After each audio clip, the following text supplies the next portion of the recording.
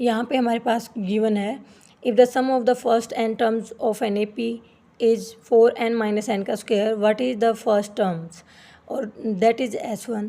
What is the sum of the first two terms? What is the second terms? Similarly find out third, 10th and nth terms.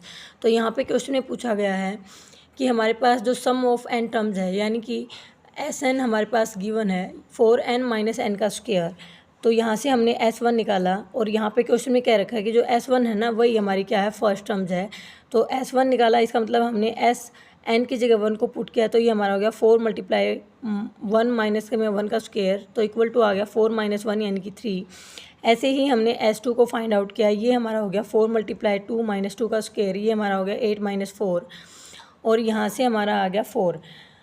तो इस प्रकार जो हमारा S2 है वो है सम ऑफ द टू टर्म्स, ये हमारा आ गया 4 और S1 जो कि हमारी फर्स्ट टर्म है वो है 3. तो इस प्रकार हम बोल सकते हैं कि A1 प्लस A2 वो इज इक्वल टू किसके है 4 के. तो यहाँ पे हमने A1 की वैल्यू को पुट किया, A1 हमारा था 3 plus A2 is equal to आ गया 4. A2 की हमने A1 की वैल्यू पुट की 3, A2 इज इक्वल टू हो गया. अब ये जो 3 है इसको हम दूसरी साइड लेके गए तो ये हमारा हो गया 4 माइनस 3 यानी कि A2 हमारा आ गया 1.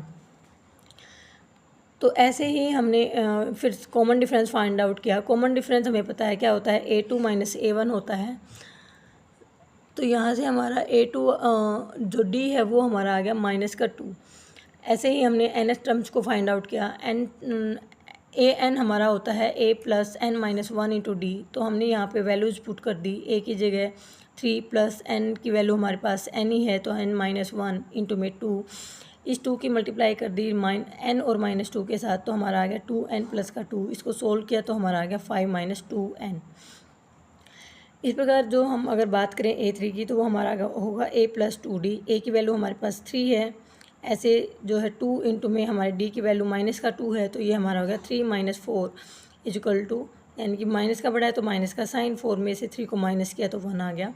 ऐसे हमने A10 निकाला. A10 हमें पता है कि होता है a प्लस 9d. a की जगह a की वैल्यू को पुट किया, प्लस किया, फिर 9 मल्टीप्लाई में d की वैल्यू को पुट किया, वो हमारी माइनस 2 है.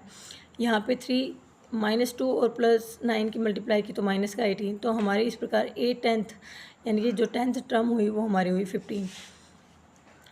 तो यहाँ पे हमें क्वेश्चन में पूछा गया था an क्या है तो an ने बता दिया 5 माइनस 2n. A3 पूछा गया था -1 है. A10th पूछा गया था -15 है और A2 पूछा गया था जो कि हमारा 1 है.